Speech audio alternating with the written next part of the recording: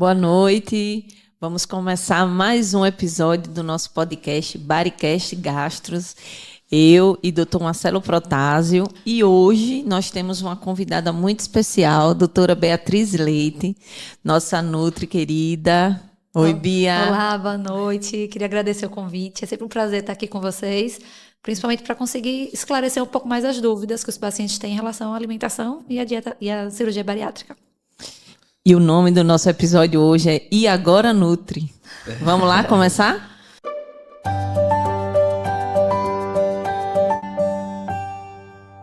Vamos Embora. lá. Eu acho que hoje vai ser um dia muito especial nesse episódio de hoje, porque eu acho que os pacientes têm muitas dúvidas, né? Não só da abordagem pré-operatória em relação à dieta, muitos mitos que são inventados em relação à alimentação antes e depois da cirurgia. E nada melhor do que a nossa nutricionista que está acompanhando o nosso serviço desde o começo da nossa formação, né? Mais de 5 anos com a gente, para poder desmistificar e tirar todas as dúvidas.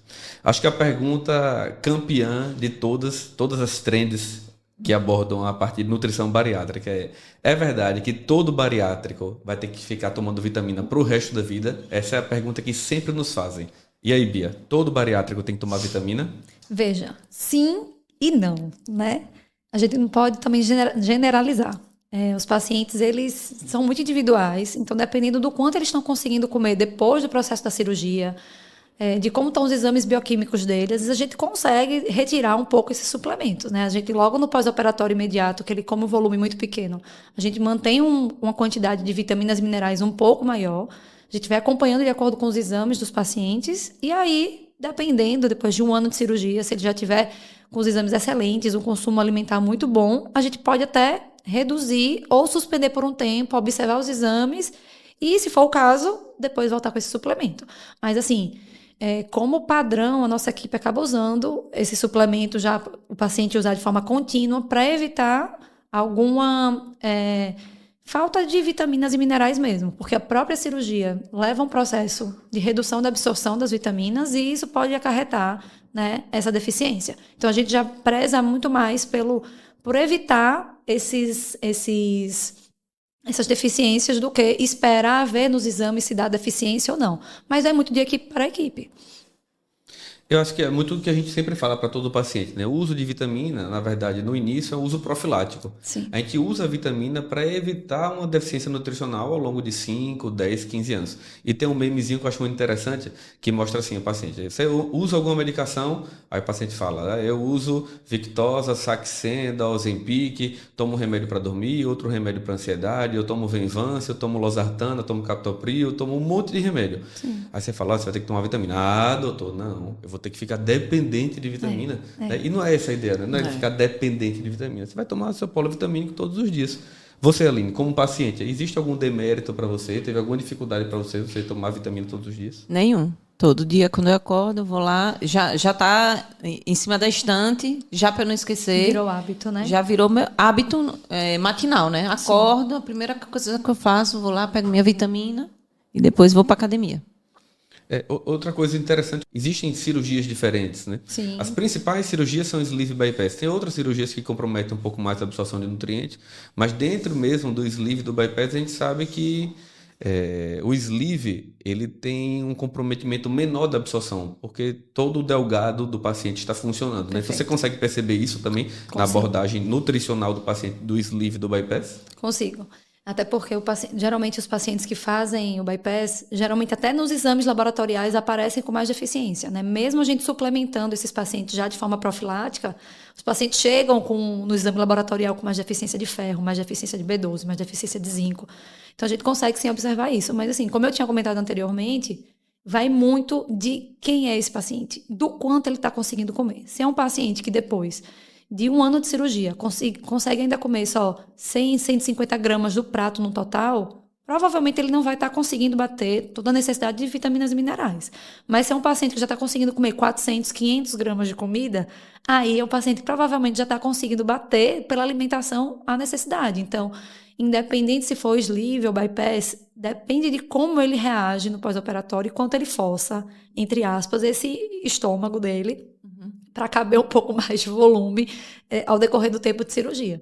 Mas sim, a gente observa isso e é muito importante que o paciente lembre de fazer os exames da forma que a equipe orienta, né? No primeiro mês, com 3 meses, 6 meses, 1 ano, que fique repetindo a cada 6 meses ou a cada ano, dependendo de cada equipe.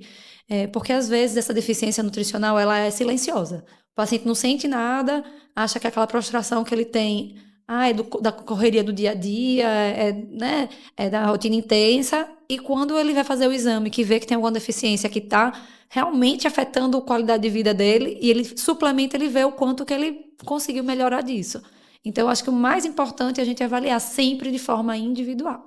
Então, é possível ficar sem vitaminas e minerais polivitamínicos? É possível. Mas a maioria, a grande parte dos pacientes continuam de forma crônica, como se fosse isso que a Aline disse. É um hábito, e como você mesmo disse, é um remédio, entre aspas, de pressão que a pessoa usaria a vida inteira, um remédio para tireoide que a pessoa usaria a vida inteira, um remédio para diabetes que ela usaria a vida inteira, ela vai trocar apenas por um polivitamínico que vai trazer só mais benefícios para a vida dela. Sim. Pegando o gancho para a vida inteira, e o whey? O bariátrico vai tomar para a vida inteira? Uhum. Entra na mesma coisa, Aline. Então, depende do quanto ele vai estar conseguindo comer realmente de proteína pela alimentação, para a gente saber o quanto que a gente vai precisar suplementar. Como diz o nome suplemento, é suplemento. Ele não é o alimento. Uhum. A gente usa ele quando a gente não consegue bater a necessidade, né, pela alimentação. Então, por que geralmente no primeiro mês do pós-operatório a gente mantém esse whey? Existe uma necessidade pela Sociedade Brasileira, né, de Cirurgia Bariátrica Metabólica que a gente precisa manter o consumo de 60 a 90 gramas de proteína dia.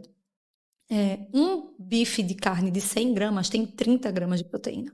Então, seria basicamente ele conseguir comer 200 gramas de carne, no mínimo. Então, o paciente que acabou de fazer a cirurgia não consegue comer esse volume. Geralmente, o que ele consegue comer é 50 gramas. Né? Um ovo tem 6 gramas de proteína. Então, assim, a gente usa como estratégia para conseguir bater nossa necessidade de proteína do dia. Mas existem pacientes que chegam para mim no pós-operatório de 1 mês, dizendo, enjoei do whey protein, não consigo tomar mais, mas eu consigo comer 100 gramas de carne no almoço e 100 gramas de carne no jantar. Então, se essa pessoa já consegue comer, logo com 1 mês de cirurgia, esse volume de proteína, ela vai bater a meta. Ela bate a meta, então não tem necessidade dela suplementar. Agora, aquelas pessoas que, né, mesma coisa que eu tinha falado, tá comendo volume ainda muito pequeno, já tem 6 meses de cirurgia, não consegue ultrapassar mais de 50 gramas de carne no almoço e 50 no jantar. Ela vai precisar suplementar? Vai. É whey? Não necessariamente whey, pode ser... A gente pode usar outros tipos de proteína, sei lá, proteína do colágeno, pode aumentar a quantidade de ovos, pode colocar biscoitinho proteico, shake, iogurte proteico, mas a gente precisa bater no mínimo esses 60 gramas dia, independente se for pela alimentação, se for suplementação, seja os dois juntos. Então, vai depender realmente de como é o avanço dessa pessoa, né? Como é que ela está evoluindo ao decorrer da cirurgia. Já aproveitando até em relação ao whey, uma pergunta que sempre sai muito até dos nossos pacientes. Eu tomo muito whey, né? Eu tomo whey de manhã, tomo whey à tarde, faço meu lanche com whey. E os pacientes sempre perguntam qual seria o melhor tipo de whey, né? Eu vejo uma tendência muito grande em sempre tentar prescrever hidrolisado, isolado. Eu mesmo, como paciente, não sou paciente bariátrico, mas como paciente, eu já tentei utilizar o hidrolisado e não gostei. Achei o sabor muito, muito ruim mesmo. E hoje eu me adaptei. Eu tomo todos os dias, de manhã e de tarde, meu wheyzinho concentrado. Certo. O paciente pergunta, doutor, eu posso tomar concentrado também? Existe uma diferença? Até qual mês que ele, obrigatoriamente, ele tem que tomar hidrolisado, isolado, ou ele pode tomar o concentrado, que tem até é mais palatável, né, para o paciente? É mais palatável e o valor é mais acessível, Isso. né? Tem um custo menor. Então, o que acontece? Eu acho que é importante eu falar a diferença entre os wheys, né? Eu acho que é importante eu esclarecer. Então, assim, o whey protein hidrolisado é um whey protein que a proteína dele já está bem quebrada, já pronta para digestão, certo? O whey protein isolado é que ele tem, basicamente, mais de 90% dele é de proteína. Então, ele é isolado, que a proteína foi isolada e a maior parte dele é proteína. E o concentrado, ele tem misturado carboidrato, proteína, gordura. Então, no primeiro mês, o paciente que faz cirurgia bariátrica, ele tem mais chance de desconforto gastrointestinal também, né? De uma distensão abdominal, de mais gases, diarreia, enfim, constipação. O whey protein concentrado, ele pode piorar um pouco os sintomas. Então, eu oriento que o paciente use no pós-operatório imediato, imediato que eu digo assim, pelo menos no primeiro mês, whey protein isolado ou isolado e hidrolisado, que existe os dois juntos, que é apenas a proteína, mais quantidade de proteína né, no whey protein. O whey protein, ela é a proteína do soro do leite, né? Então, pega o leite, faz um processo de meio que desidratar o leite, tira a proteína do leite, e isso daí é whey protein. Então, logo no pós-operatório imediato, usa isolado ou hidrolisado, ou isolado e hidrolisado, que tem os dois juntos. E depois, posso usar concentrado depois de um mês? Pode.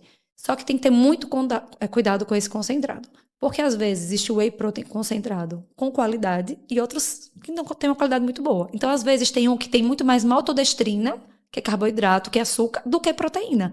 Então, em uma dose de 30 gramas, às vezes tem 10 de proteína e 20 de maltodestrina. Então, o paciente está consumindo açúcar, eu acho desnecessário. Entendeu? É importante se acender esse alerta, não só do whey, como também do suplemento que a gente falou, né? Sim. Tantos pacientes que chegam, às vezes, com deficiência de zinco, de ferro, e perguntam, qual suplemento você está tomando? E aí trazem alguns suplementos que a gente nunca viu falar na vida. Aí pergunta, foi a nutricionista que te recomendou? Não, não foi não, foi minha vizinha. Né? Então tem que ter um cuidado muito grande. Sim. Não só com a qualidade do whey, como com a qualidade do suplemento, do polivitamínico que você está tomando, porque isso pode comprometer realmente. Com certeza. Então o recomendado é que nesses primeiros meses seja conforme a orientação da nutricionista, claro. Né? Sim. Uma dica que eu gosto de dar é a seguinte: se o paciente resolve, depois de um mês, eu vou comprar o concentrado, como é que eu posso fazer para escolher, né, um bom whey concentrado? Eu digo assim, que tem que ter, pelo menos em uma dose, 20 gramas de proteína. E no máximo, 5 gramas, 5 a 10 estourando de carboidrato. Se tiver essa proporção, vai ficar semelhante a, por exemplo, aqueles iogurtes proteicos, né? Tipo Iopro, Piracanjuba, Vigor, enfim. Então, vai ficar semelhante. Então, desse jeito, já tá bom. E sempre ler a lista de ingredientes. Ter cuidado quando tem muito corante, adoçante, muita bagunça ali dentro, muitos ingredientes na composição, né? O ideal é que o primeiro ingrediente seja o whey protein e depois tem os outros, mas ter cuidado com essa lista de ingredientes. Quanto mais vasta ela é, pior é a qualidade do whey. E alguns adoçantes que são usados artificialmente, como, por exemplo, xilitol, sucralose, aspartame, isso pode dar desconforto gastrointestinal. Então, às vezes a pessoa diz, nossa, fiz a cirurgia e estou cheia de gases, vivo cheia de gases. Às vezes é o whey protein, não necessariamente é o processo da cirurgia que deixou isso nela. E isso que você falou da qualidade é muito importante, porque às vezes a pessoa compra uma marca que a gente nunca ouviu falar e que nunca passou por um teste de qualidade, e realmente nunca teve uma avaliação desse whey. Então a gente não sabe nem se o que tem escrito no rótulo realmente tem dentro do whey. Então é muito difícil a gente botar a mão no fogo por esses suplementos. Então assim, quando o paciente me manda foto, eu peço, me mostra o rótulo. Ele mostra o rótulo e diz, olha, pelo rótulo tá tudo ok, mas eu nunca ouvi falar nesse suplemento. Eu compraria outro. Mas se financeiramente para você não é viável, você testa, vê como é que você fica. Saindo um pouco do whey e indo para outra pergunta campeã, trend aí de audiência, né? Todo paciente bariátrico vai ter queda de cabelo, né? A grande pergunta que assusta principalmente as mulheres, né, mais vaidosas. Todo paciente de cirurgia bariátrica vai ter queda de cabelo, Bia? Não necessariamente. Mas depois, entre o terceiro e o quarto mês, existe uma grande chance de ter queda de cabelo. Mas isso pode ser influenciado por diversos fatores. Fator hormonal, pode ser fator genético, né? Mas isso acontece pelo eflúvio telógeno, que acontece depois de um processo de estresse, como a cirurgia. Então, se ela tivesse feito uma cirurgia de vesícula, se tivesse feito num pós-parto, né, de cirurgia, né, de uma cesárea, isso poderia acontecer. Óbvio que a cirurgia bariátrica, por ser uma cirurgia que tem um comprometimento da absorção de algumas vitaminas e minerais, podem aumentar um pouco mais essa chance se o paciente não estiver fazendo a suplementação adequada de vitaminas, minerais e proteína. E acho que é muito importante eu falar de proteína, porque às vezes chega paciente para mim tomando 15 suplementos, muitas vitaminas, minerais, biotina, inúmeros de cabelos, unhas, e quando a gente vai avaliar o consumo alimentar, não consome nem 50 gramas de carne no almoço e pronto. No jantar, não come nada de proteína, no café da manhã, enjoou do whey, não come mais nada de proteína. Então, não tem como a proteína que você tem no seu corpo ir direto para cabelos e unhas. É a parte que menos vai. Então, Existe chance, não é todo mundo. É mais frequente em mulher, principalmente pelo tamanho do cabelo da mulher, que é um cabelo geralmente maior. Então, os fios são maiores, as pessoas ficam vendo mais na casa, no chão, do que o homem, que o fio é mais curto e tende a ficar mais aí em travesseiro, em sabonete. Mas existe sim uma chance que, se a gente faz do jeito certo, suplementa do jeito certo, usa a proteína certinha, isso daí é para cessar, parar com 6 meses. Depois disso, começa a crescer de novo o cabelo. Então, para acalmar nossos pacientes, né? Pode acontecer queda de cabelo entre o terceiro, o quinto, terceiro e o sexto mês. Isso pode ser evitado ou amenizado, Sim, conforme a orientação perfeito, nutricional. Não isso só mesmo. suplementação vitamínica, mas também, mais importante ainda, acredito, né? O consumo proteico. Perfeito. E isso é autolimitado. Né? Perfeito. Até agora, nunca vimos nenhuma paciente que ficou careca, graças a Deus. Perfeito. Né? Então, isso assombra demais o paciente, né? Todos os pacientes têm muito medo da queda de cabelo. E é importante a gente deixar claro que o paciente não vai ficar careca. Vai ter uma queda de cabelo no terceiro, ao quarto, quinto, sexto mês. E depois vai parar de cair. Né? Exato. É para parar de cair. Se não parar de cair, ela tem que procurar o profissional, né? O nutricionista, o médico, para fazer os exames bioquímicos dela e ver como é que tá a questão hormonal. Se ela, às vezes, teve uma mudança, porque além do processo da cirurgia, ela colocou um DIU hormonal que teve essa alteração. Ou uma paciente que tinha uma síndrome do ovário policístico depois da cirurgia, tem também uma alteração hormonal com essa perda de peso. Então, do mesmo jeito que uma pessoa sem cirurgia, fazendo a dieta e perdendo bastante peso, tem chance de queda de cabelo com essa perda intensa de peso, a cirurgia bariátrica é a mesma coisa. A única coisa que a gente precisa, assim, ter um alerta se essa queda de cabelo ultrapassou os 3 meses. Continuou, como é que estão os exames bioquímicos, vamos avaliar direito as vitaminas e minerais para poder passar uma coisa mais individualizada que melhore essas questões. E as pessoas se preocupam tanto com isso que tem gente que não tem a queda de cabelo e chega no consultório e fala, quando é que meu cabelo vai começar a cair? E às vezes a pessoa já tem, tipo assim, 8 meses de cirurgia, não, gata, já passou o tempo. E meu cabelo vai começar a cair quando? De tanta preocupação que todo mundo perde o cabelo. É complicado. E eu acho que essa lenda vem muito das cirurgias mais antigas, que eram muito desabsortivas. Então, a queda de cabelo era maior porque tinha realmente um processo muito maior de deficiência de vitaminas e minerais, muita diarreia atrelada.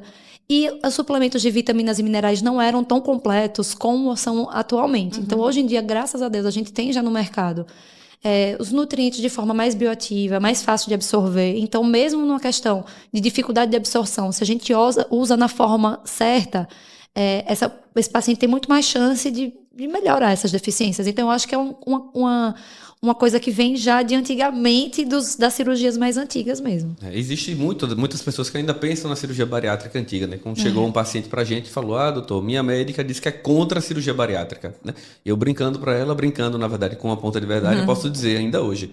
Quem levanta a bandeira de ser contra a cirurgia bariátrica hoje, ou é uma pessoa que não está estudando, que não está por dentro dos trabalhos científicos que mostram o contrário, ou é uma pessoa que tem algum conflito de interesse para ser contra a cirurgia bariátrica, ou espero que seja a terceira opção, né? Que é uma pessoa que não está atualizada e acha que a cirurgia bariátrica é a mesma cirurgia de 15, 20 anos atrás, onde os pacientes cursavam realmente com um risco maior de deficiência vitamínica, de anemia, de outros deficiências que poderiam acontecer, porque as cirurgias realmente eram mais desabsortivas, né? Ô, Bia, e em relação ao pré-operatório? Assim, aquela dieta dos 3 dias, alguns pacientes 5 dias, né, de dieta líquida, aí todo mundo fica, ai meu Deus, eu não vou aguentar. E muita gente pergunta, para que é essa dieta líquida? É para emagrecer? É para ajudar na cicatrização? É para quê? Então, é engraçado isso. Nossa equipe, a gente usa de 3 a 5 dias de dieta líquida no pré-operatório. Mas eu estava assistindo um curso da Sociedade de Cirurgia Bariátrica, que tem um grupo lá no Rio de Janeiro que usa 21 dias de dieta líquida no pré-operatório. Então, na verdade, é uma associação de coisas, né? A dieta líquida é para fazer realmente um preparo gastrointestinal para a cirurgia, para estar tudo bem, sem resquício de alimento ali para o processo da cirurgia, quanto acaba que uma dieta líquida é uma dieta com que tem uma restrição calórica. Então, o paciente tende a desinchar um pouco, o paciente tende a perder um pouquinho de peso, geralmente uns 2, 3 quilos aí. E isso facilita até para desinchar um pouquinho o fígado dele, para ficar mais visível o estômago para fazer a cirurgia. Então, na verdade, a intenção dela é um preparo para a segurança da cirurgia, que isso não é da nossa cabeça. Tudo que a gente faz, eu acho que é até importante a gente falar isso, tudo que a gente faz, todas as condutas que a gente faz são baseados tanto no que a Sociedade Brasileira de Cirurgia Bariátrica e Metabólica preconiza, quanto em vários estudos científicos. Então, assim, a gente não faz nada de, eu acho que vou botar 3 dias para o paciente sofrer, não faz operatório. Não. A gente usa os protocolos que têm que ser utilizados. Então, é, na verdade, uma junção das coisas, Aline. Mas o paciente, eu acho que ele sofre mais. É importante ressaltar que, assim, não tem muito limite de quantidade nesse pré-operatório, né? Então, tá ficando com fome, quer tomar mais 200 ml de um suco, de água de coco, não tem problema. Eu acho que eles sofrem mais falta de mastigar do que realmente fome porque tá tomando líquido, sabe? Já essa... E acaba que isso vai preparando ele psicologicamente para o pós-operatório. Isso. Que aí ele não pode comer o sólido, né, no tempo. Então, até acho que uma questão psicológica para ele se preparando para o processo da cirurgia também. Isso é tema de várias discussões em congresso de cirurgião bariátrico, né? Várias evidências científicas que mostram a importância da gente perder peso, do paciente perder peso, 5 a 10% de Sim, peso antes da cirurgia. É claro que aqueles pacientes com IMC lá de 34, 35 já tem um problema meio que burocrático que envolve a liberação do plano de saúde pelo auditor, que pode pesar e medir ele lá na hora. Mas, de modo geral, cientificamente falando, principalmente para aqueles pacientes com IMC acima de 45, sobretudo nos superobesos com IMC de 50, a gente recomenda que o paciente perca 5 a 10%. Existem inúmeros trabalhos científicos que mostram que, para a gente, para o cirurgião, a cirurgia é muito mais fácil. Perfeito. A esteatose hepática com hepatomegalia, aquele fígado grandão, como você bem falou, né, que repousa por sobre o estômago, atrapalha, a gente vê isso todos os dias, né? Sim. Então a gente consegue perceber, sem nem falar com o paciente, aquele paciente que fez dieta certa ou não. A gente vê aquele fígado grandão, cheio de gordura, amarelo pra caramba, mole. Sangra com facilidade. Existe a evidência científica mostrando que você diminui risco de sangramento, facilita a cirurgia, diminui tempo cirúrgico, e os estudos mostram também que quem perde peso antes da cirurgia vai perder mais peso depois. Né?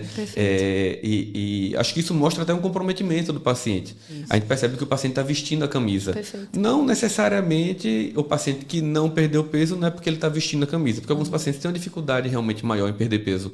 Mas o paciente que perde peso, que pelo menos tenta perder peso, ele está participando do processo. Né? Ele não quer ser emagrecido, como a gente vê alguns pacientes que querem ser emagrecidos com a bariátrica. Eles participam do processo realmente, eles estão lutando para perder peso e depois eles vão vestir a camisa da atividade física, da reeducação alimentar, e a gente tem um resultado muito melhor, né? Perfeito. Eu sei que a pessoa que acaba procurando para fazer a cirurgia bariátrica, ela tem um pouco de dificuldade de perda realmente de peso. Então, eu bato muito na tecla com eles que é mais importante ele melhorar a qualidade de vida, melhorar a alimentação dele, mesmo que isso não acarrete em perda de peso, porque naturalmente, depois da cirurgia, essa perda de peso vai vir ele comendo esses mesmos alimentos saudáveis, só que em quantidades menores, né? Por toda a questão hormonal que a cirurgia bariátrica também consegue proporcionar. Então, não está conseguindo perder peso com a dieta que eu prescrevi antes, porque a gente sempre, né, acho que é importante até falar isso, que na equipe a gente sempre faz a dieta antes do paciente, o paciente vai seguindo a dieta antes mesmo de fazer a cirurgia, para poder estar tentando melhorar os hábitos de vida. Quando ele passa com o Marcelo já orienta que ele entre na academia, mesmo faltando, 1, 2 meses para ele se operar. Então, ele já entra na academia, ele já tenta incluir hábitos mais saudáveis. Então, eu acho que é importante ele entender que essa mudança realmente do estilo de vida é o que vai trazer sucesso depois da cirurgia. Não adianta ele comer o que comia antes, de forma mais gordura, alimentação mais rica em industrializado, mais rica em açúcar. E esperar que a cirurgia vai reduzir essa quantidade, ele vai perder desse jeito, provavelmente é o paciente que mais vai ter reganho de peso.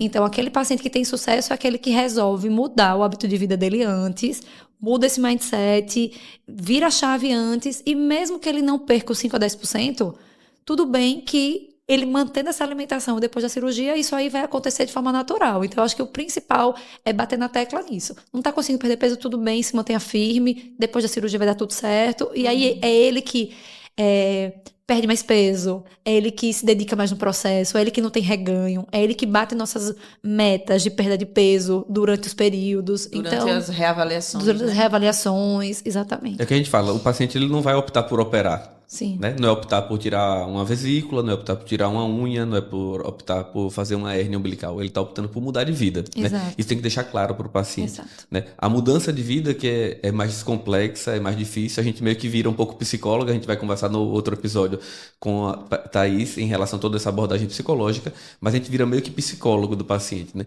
E aí, já entrou para academia? E aí, está seguindo a dieta? E aí, já entrou para academia? Porque do ponto de vista cirúrgico, a gente já não tem mais o que fazer depois que a gente opera o paciente. Isso. Então, a gente fica querendo saber se ele realmente já mudou de vida. Isso é importante. A cirurgia, pra gente, graças a Deus, nós temos bons resultados, porque a cirurgia é uma cirurgia muito segura, né, com baixíssimo índice de complicação, uma cirurgia que dura em média 1 hora e 10, recuperação rápida, retorno precoce às atividades habituais, mas tem que ficar claro para o paciente que não é optar por operar, né? É optar por mudar de vida. Perfeito. Né? Por mudar de vida. Perfeito, é isso mesmo. E a gente sempre fala que a gente tem que aproveitar esse primeiro ano, o mês antes, os meses antes e esse primeiro ano de pós-operatório para aprender. É um ano de aprendizado, aprender a ter novos hábitos, aprender a ter uma alimentação saudável, a fazer atividade física, porque depois desse primeiro ano, a gente vai manter esses hábitos, tem uma chance muito pequena de reganho, quase nada de reganho, quem faz tudo certinho. Sair do automático, Exatamente. Mudar a chave. Né? Exatamente, é a mudança de vida. E eu acho que Marcelo falou de Thaís, e eu acho que é importante falar que nisso daí tem que estar junto a saúde mental do paciente. Exatamente. Porque às vezes é um paciente que faz já tudo certo, já se alimenta super bem, faz atividade física, mas é tão ansioso, né, que tem um estresse tão grande, que se a gente não conseguir melhorar isso daí também, nos momentos que ele vai estar em crise, mais de ansiedade, mais de estresse, o paciente vai acabar comendo mais também. Então, assim, tem que estar tudo muito bem casado e tudo, né, a equipe conversando muito bem nisso daí, identificando esses possíveis gatilhos para esse paciente não conseguir o resultado que a gente está pensando, né, que a equipe tem que andar de mãos dadas. De mãos dadas, totalmente. Ele tem que se sentir acolhido também nesse sentido. É uma doença complexa e todo mundo tem que andar junto, né? Nutricionista, o psicólogo, o cirurgião, a família, né? Importante, tudo isso a gente vai conversar.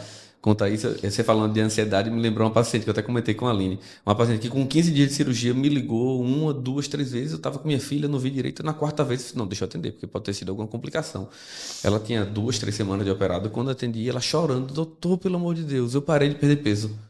Aí eu falei, mas você não foi que eu operei há 2 semanas atrás? Foi. Eu falei, não, calma. Você vai perder peso, né? Isso é importante. É 1 ano e meio perdendo peso. Então, isso compromete demais também, né? O paciente que está ansioso, né? Não só do ponto de vista psicológico, às vezes até psiquiátrico, isso termina atrapalhando esse processo de perda de peso. E aí, às vezes, alguns pacientes chegam assim, dizendo, eu acho que minha cirurgia não deu certo, porque eu não estou perdendo peso. Mas você não tem que pensar só em perder peso, você tem que pensar que você melhorou, você não toma mais remédio para pressão, você não toma mais remédio para diabetes, você tem mais disposição. Aí eu digo, mas você acha que não está perdendo peso? Você está fazendo musculação, mas você não acha que sua roupa mudou, não? Mudou. É mesmo. Se eu parar para pensar, não estou mais tomando remédio, estou mais disposta. Então, a gente tem que olhar o conjunto, não é só a balança. E assim, o resultado é a melhoria, né? Até um gancho nisso, Aline, porque assim... as pessoas acham que vão fazer a cirurgia bariátrica e 1 mês depois elas estão com 30 quilos a menos. Não é assim. A perda de peso é uma perda de peso lenta, progressiva. É o que a gente quer, na verdade, isso, né? Exato. Então, assim, o que me preocupa às vezes, uma pessoa vai fazer a cirurgia, uma amiga minha já fez, se comparar com outra pessoa. Você não tem que se comparar com ninguém, você tem que se comparar consigo mesma. Porque a perda de peso esperada é uma perda de peso lenta, baseada no seu excesso de peso. Então, se uma pessoa tinha antes da cirurgia um excesso de peso de 30 quilos e outra tinha de 60 quilos, a que tinha de 60 quilos, ela vai perder bem mais do que a pessoa de 30. Então, não tem... eu perdi 10... eu perdi 20. Ai, meu Deus do céu, eu perdi pouco. Não, calma. Meu então, vizinho a gente fez usa, e perdeu mais que eu. Pois é. A gente usa para fazer a expectativa de perda de peso, né? O peso antes da cirurgia, a altura do paciente, o peso ideal para ela entrar em eutrofia, que é o peso adequado para a altura. Com isso, a gente calculou o excesso de peso da pessoa e no primeiro mês é esperado que ela perca de 18% a 30% do excesso. A idade também, né? Tem paciente que a gente opera com 80 anos. A gente Exato. operou E aí a paciente gente com vê 20, né? que os pacientes de 80 são aqueles que perdem até 2 anos. Vão perdendo um pouquinho, mas perdem por mais tempo. Às vezes os de 20 perdem tudo nos primeiros 6 meses, depois fica mais estagnado. Então, assim, é ter calma, ter paciência e se dedicar no processo. É isso, fazer a sua parte. E a gente pode dar algumas estratégias a mais na alimentação. Então, viu que o peso está estagnado, em efeito platô, muda a proporção de carboidrato, proteína, gordura da dieta, acrescenta algum suplemento a mais, fala com o profissional da educação física para mudar o tipo de treino, para ter estímulos novos. Então, assim, tudo é possível desde que a pessoa se dedique ao processo. Acho que o mais importante é isso, a pessoa tem que se dedicar ao processo. Ô, Bia, outra pergunta que tem muito, né? Que todos os pacientes às vezes se angustiam muito e às vezes por esse medo terminam não tomando a decisão de procurar um profissional para fazer a cirurgia bariátrica. Muitos pacientes que falam, doutor, eu gosto de comer, né? Eu gosto de comer e me disseram que depois da cirurgia eu não vou poder comer o que eu gosto, né? Afinal de contas, o paciente, durante o período, ele não vai poder comer durante os primeiros 3 meses, ele não pode tomar café, durante 6 meses ele não pode ingerir bebida alcoólica, frutos do mar tem também uma restrição, mas vamos chutar para longe, depois de 6 meses, depois de 1 ano, afinal de contas, o paciente com cirurgia bariátrica, ele vai poder comer tudo que ele gosta de comer? Totalmente, sim. O que pode acontecer é que a pessoa perde um pouco o prazer por comer aquela comida que antes ela achava muito gostosa. Então, por exemplo, a mesma coisa de uma pessoa que não fez cirurgia, mas tirou o açúcar, viciada em açúcar e tirou o açúcar por 30 dias. Depois que você come, nossa, esse doce tá muito doce. Muito então doce. muda um A gente pouco o fica paladar. um pouco intolerante. Exatamente. Então, assim, existe uma mudança de paladar. Então, às vezes, aquela comida, oh meu Deus, aquele doce, você vai falar, é isso, eu gostava tanto disso. Porque você se desacostuma, o açúcar é viciante. Então, ele ativa as partes do cérebro semelhantes à droga, por exemplo. Então, se você tira essas coisas, depois perde um pouco. Mas eu não perdi isso daí. Eu continuo adorando doce, adoro hambúrguer, adoro pizza. Posso comer? Pode. Só não coma isso todos os dias. Coma uma vez no final de semana, numa festa. Use nos momentos pontuais. Com equilíbrio. Com equilíbrio. E banhado com atividade física, né? Exatamente. E assim, eu até, quando o paciente faz 1 mês, eu digo, veja, agora você já está, entre aspas, permitido a comer tudo. Use isso com sabedoria, né? Vai todo final de semana meter o pé na jaca? Não. Mas até o aniversário do seu filho, você vai deixar de comer um pedacinho do bolo? Não vai deixar. Então, assim, é você ter sabedoria em como utilizar essas exceções. É apenas isso. É uma reeducação, né? Uma vez eu vi um vídeo interessante de Almino, cirurgião bariátrico de São Paulo. Foi bem interessante a avaliação que ele fez.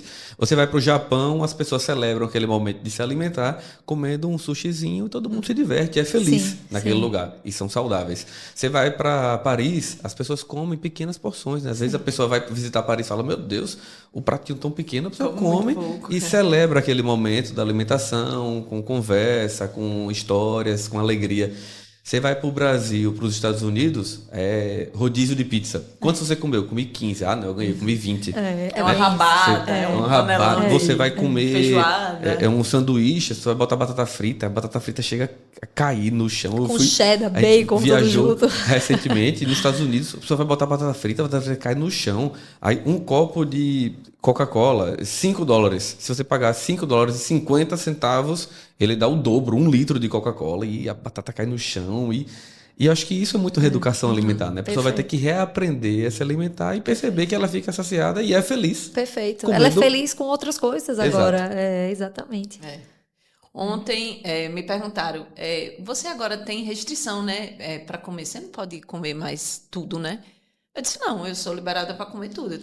Foi o que você acabou de falar, eu tenho que usar esse tudo com sabedoria. Do mesmo jeito, eu não posso comer como eu comia antes, do mesmo jeito que você, que não fez cirurgia, pode. Sim. Você não deve toda hora estar tomando refrigerante, comer 2 hambúrgueres todo dia, pizza todo dia. Né? Isso, exatamente. Do mesmo jeito com a pessoa que não faz a cirurgia, exatamente.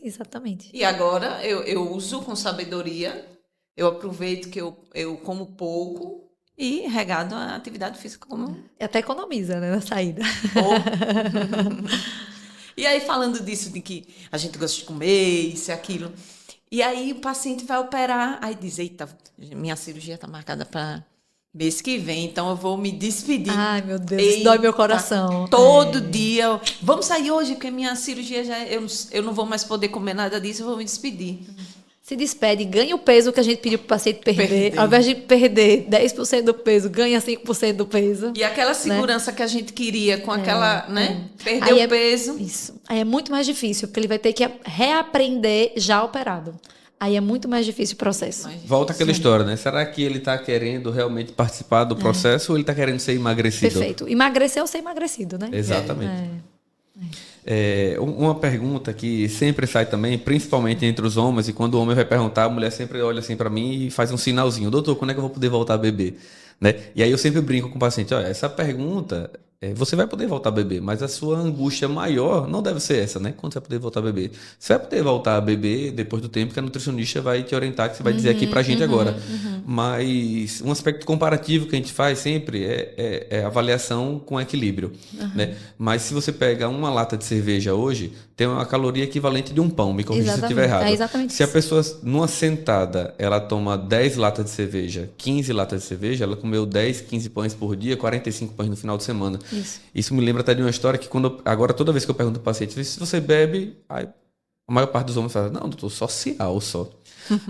Aí eu sempre aceitava o social. Aí a mulher chegou para mim e fez: doutor, quanto o social dele? Eu falei: não, quanto é esse social? Ele fez: não, eu tomo 15 latas de cerveja, assim, perto do final de semana. Eu fiz: perto do final de semana como? Ele: não, quinta, sexta, sábado e domingo.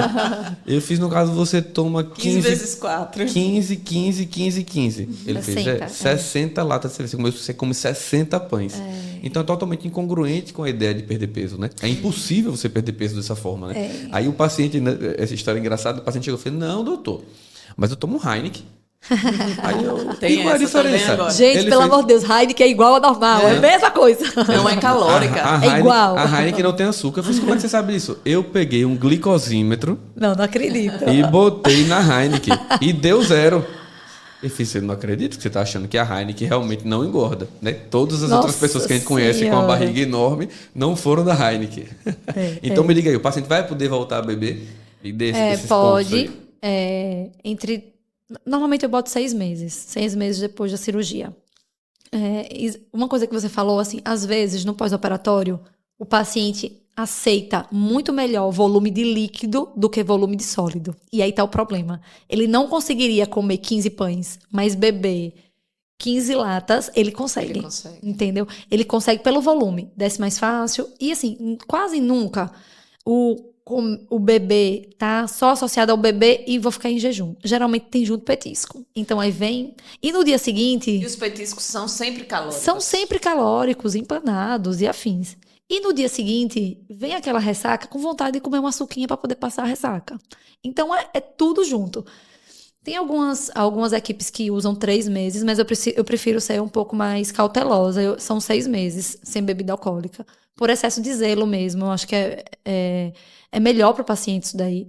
E lembrando que, talvez Thaís pode até falar um pouco melhor depois, é que existe uma chance de o paciente mudar o vício dele da comida para bebida alcoólica, né? Mais chance de alcoolismo. Então, se a gente começa a permitir no momento que o paciente ainda não está suficientemente que não conseguiu mudar realmente o estilo de vida dele, é muito mais perigoso isso daí, sabe?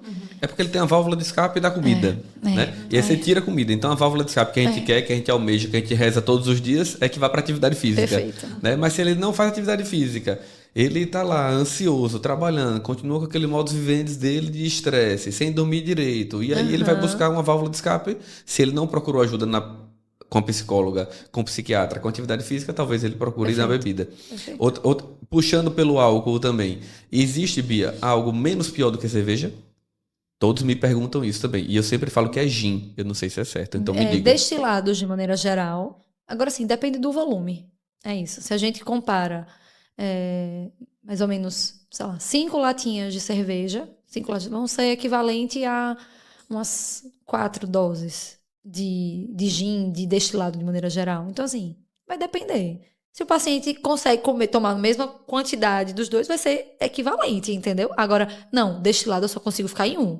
Então, é melhor. É melhor. É menos pior. É menos pior. Então, assim, vai depender. Depender do volume que o paciente consome. Basicamente isso. E bebida com gás? Os refrigerantes. Tomara que mais nunca, né? Fala exatamente isso. Água com gás tudo bem, Água né? com Mas gás o tudo bem, refrigerante... mas refrigerante zero, enfim.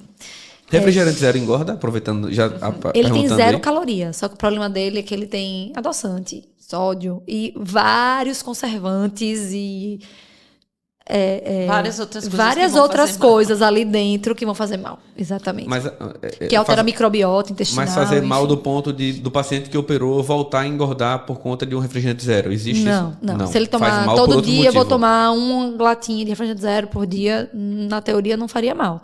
Não é um alimento saudável para ser incluído, Sim. obviamente. Mas que faria mal a ponto de eu engordei por conta disso, não. E assim, alguns pacientes sempre perguntam, eu não estou tendo fome, mas tem gente que chega na consulta dizendo, já estou com fome. Eu tenho 2 meses de operado e estou morrendo de fome já. E meu vizinho tem 10 meses e não sente fome. O que é isso? Está mais atrelado à ansiedade? Conjunto de fatores, Aline.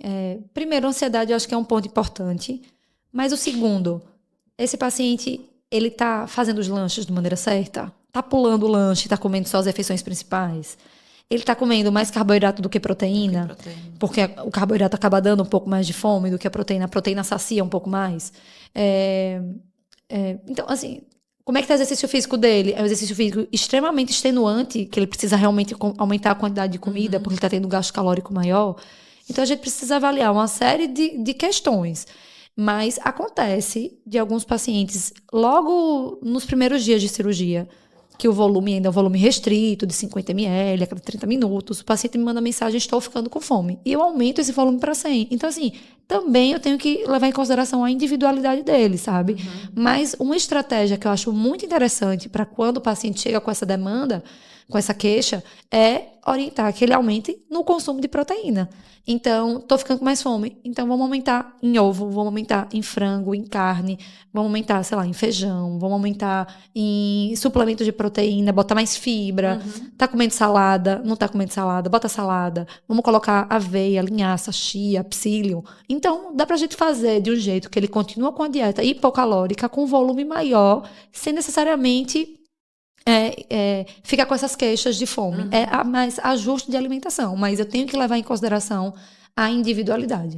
No prato, sempre comer primeiro a proteína. Essa dica sempre vale, né? Sempre a proteína. Se for para Sempre a sobrar alguma proteína. coisa, que sobra o carboidrato. Né? Exatamente. Isso é importante a gente falar, né? Porque muitos pacientes ficam angustiados com os primeiros 15 dias da cirurgia. Né? Não é fácil, né? Eu lembro que você falou uma vez no nosso encontro, eu sempre falo isso para todos os pacientes na primeira consulta. Não é fácil ser obeso, não é fácil tomar remédio, não é fácil colocar o balão e não é fácil fazer cirurgia. Né? Perca peso agora, sem dificuldades, sem nada, sem sofrer, sem nada. Você vai perder peso, tratamento 5, 6 mil reais, um sorinho que vai resolver todo o problema da sua vida. Não existe. Não existe. Né? Não existe.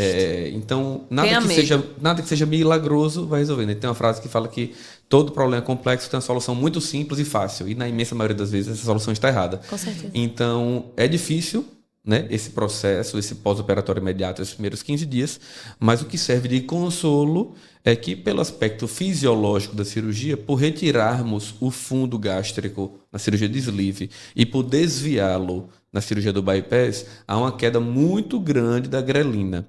Perfeito. Então, é muito provável que nos primeiros 3, 6 meses o paciente não tenha fome. Né? Então, esse pós-operatório pode ser difícil pela questão emocional, pela questão física, pelo comprometimento que o paciente vai ter no começo, mas é importante deixar claro que é muito provável que o paciente nos primeiros 3, 6 meses ele não vai ter fome. Né? Sim.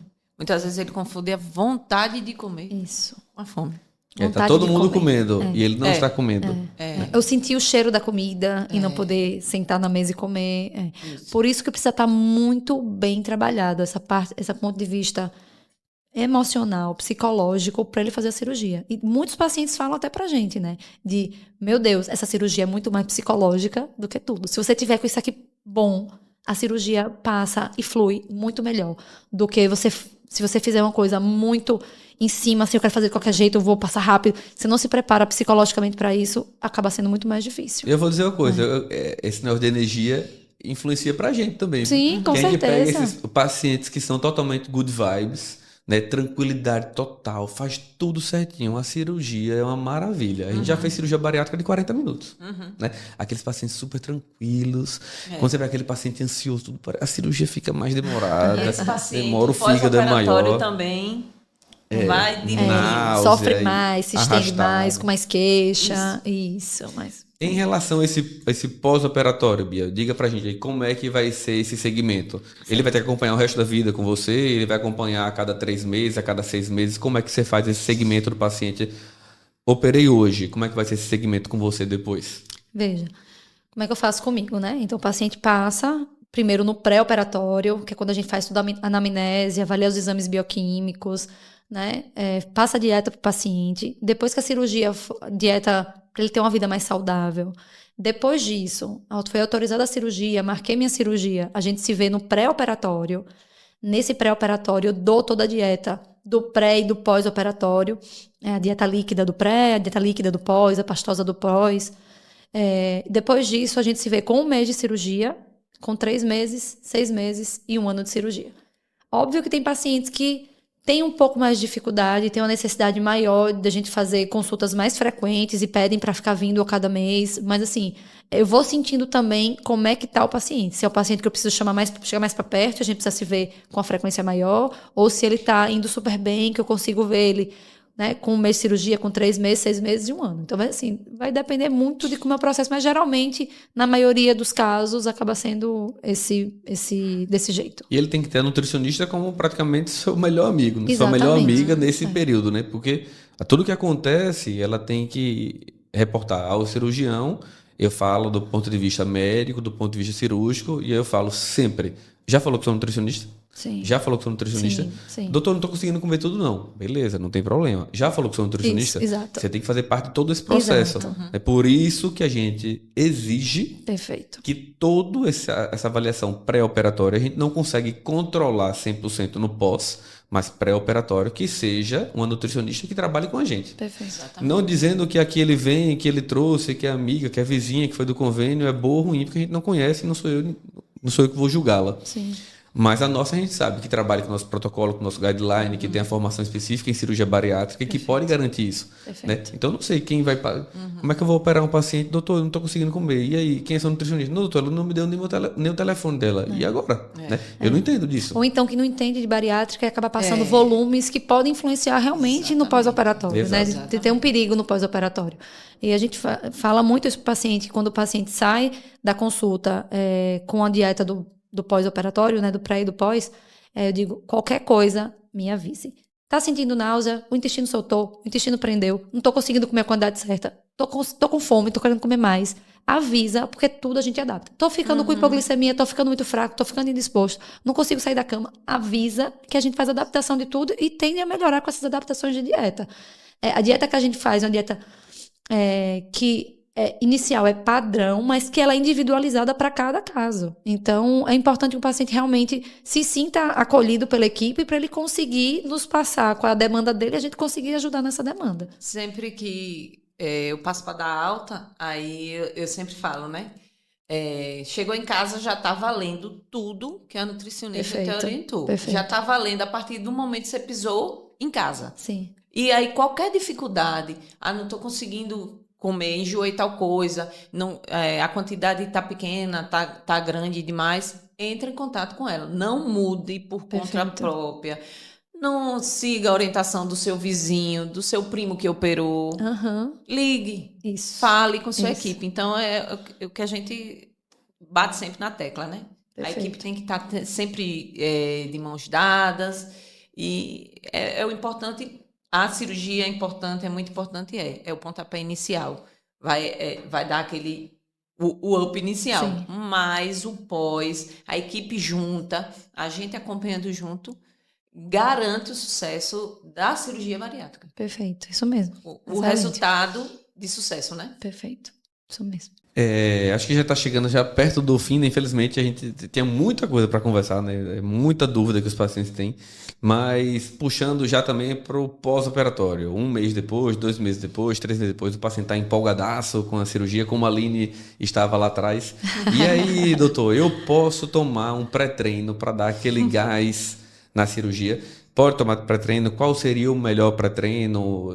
E a partir de quando que o paciente pode tomar? Muitos pacientes querem saber isso, né? Quando que pode tomar? Qual seria o melhor das opções? E a partir de que momento que ele poderia tomar esse pré-treino? Eu oriento a partir dos 3 meses. A maioria dos suplementos prontos de pré-treino, eles vêm junto com cafeína em doses grandes. E a cafeína ela é um irritante gástrico. Então, assim, por excesso de zelo mesmo, esperar. Agora, arranjei um que não tem cafeína, tô precisando de um gás a mais, posso usar, manda pra gente. A gente vai avaliar a composição desses suplementos. A gente tem que ter cuidado também no suplemento que é indicado. Dependendo da fórmula dele, se ele não tiver nada com cafeína, for uma coisa mais limpinha na composição, até com um mês de cirurgia daria para usar, não teria problema. É só um volume mais de coisa para usar. O paciente já vai ter que usar proteína, suplementos polivitamínicos, é um custo a mais. Às vezes, até a própria perda de peso dá mais gás do que o pré-treino que ele vai tomar, né? É mais estimulante. Comprar uma roupa nova para botar pro treino, às vezes isso é muito mais estimulante para ele do que realmente o pré-treino. Começar a emagrecer, ter vontade para academia. Então, assim, mas não teria problema desses pré-treinos em geral, entre aspas, né? A partir dos 3 meses ele usar. Então, o café também entra nesse exemplo? Veja, o café... Descafeinado, eu posso já tomar? Pode. Com um mês já pode tomar. Com 15 dias, até dependendo do vício da pessoa, dá para poder liberar. Mas eu peço com um mês o descafeinado e depois de 3 meses o café com cafeína normal. Agora, sim, a quantidade de cafeína no café é muito menor do que no suplemento pré-treino que tem cafeína. Então, ter mais cuidado com o suplemento pré-treino do que efetivamente com o café, sabe? Uma caneca de café tem quantos miligramas de cafeína? Se eu não me engano, vai depender do tipo do café. Se é expresso, se não é, mas varia de 30 e 70 miligramas de cafeína. Esse pré-treino, por exemplo, o que eu tomo tem 200 miligramas de cafeína. Pois é. Deixa o cara agitado. Isso não deve ser bom no pós-operatório logo com um mês, 2 meses, realmente. Não. Influência em sono, tudo isso. Né? Bom, foi um prazer, Bia, receber você aqui, né? Eu acho que depois que a gente fizer a rodada com todas as pessoas que a gente está imaginando convidar para cá, para esse podcast, eu acho que a gente pode trazer Bia de novo para a gente trazer alguns outros pontos. Né? Acho que são muitas dúvidas, né? Tem muitas dúvidas. São muitos pontos que impedem o paciente de tomar a decisão, né? É o medo, como a gente falou, né? O medo do desconhecido, na maior parte das vezes. Perfeito. A gente recomenda que você procure nutricionista, procure cirurgião, procure pessoas que trabalham de forma empática e respeitosa com a obesidade, né? Para quem está nos ouvindo aí, curta nosso canal, deixa o seu like, ativa o sininho, como a Aline sempre diz, né? Ativa o sininho, se inscreva no canal e ativa o sininho. Ativa o sininho e a gente vai trazer sempre essas dúvidas que impedem o paciente. E do ponto de vista nutricional, tem muita coisa que realmente ainda é mito. Sim, perfeito. Né? Não vou poder comer, não vou poder fazer isso, não vou poder aquilo. Então, Bia, eu acho que para a gente encerrar aqui, eu vou dar a palavra para você dar a dica de ouro para aquele paciente que operou hoje. Você vai ter aí 1 minuto para você falar como é que você vai ter sucesso no tratamento dessa doença tão complexa, que atrapalha tanto a qualidade de vida do paciente, que compromete tanto a saúde dele. O que é que você falaria para esse paciente? O que eu falaria para ele é: se dedique ao processo, 100%. Peça ajuda à sua família para poder te ajudar a ficar mais firme no processo. Conte com sua equipe. Se dedique ao máximo a fazer a dieta como orientado, a procurar receitas mais saudáveis, realmente viver uma vida um pouco mais saudável, porque isso é o que vai fazer com que você fique mais firme no processo e consiga o resultado que você tanto almeja. Então, se dedique ao processo 100%, tanto na alimentação, quanto na atividade física, quanto cuide da sua saúde mental. Tudo isso vai te ajudar a você conseguir ficar mais firme nessa jornada. E conte com a gente. Acho que o principal é isso. Conte com a sua equipe, que a gente está aqui para poder esclarecer as dúvidas também e te ajudar no que você precisar, nas dificuldades que você vai ter aí no caminho. E queria agradecer a vocês pelo convite, é sempre um prazer estar com vocês. E sempre um prazer também poder falar um pouco mais para as pessoas e desmistificar, como vocês mesmos falaram, sobre alimentação na cirurgia bariátrica, que ainda é uma cirurgia que muitos veem como a última das opções, né? Muitos colegas não indicam de jeito nenhum para o paciente, quanto a gente sabe o quanto que o paciente ganha vida quando ele faz essa cirurgia, né? E quanto ele ganha liberdade, quanto ele vira uma outra pessoa. Como os pacientes falam, eles viram borboleta, né? Eles saem do casulo e viram borboleta.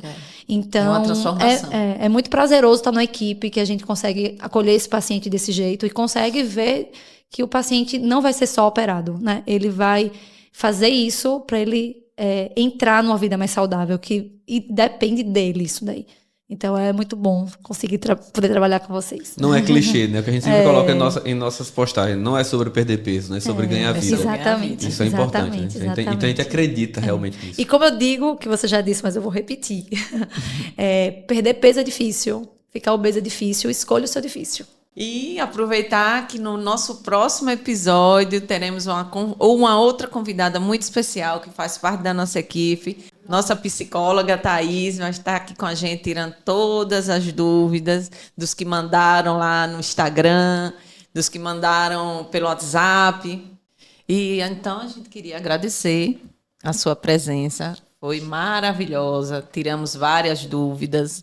Nossos ouvintes, né?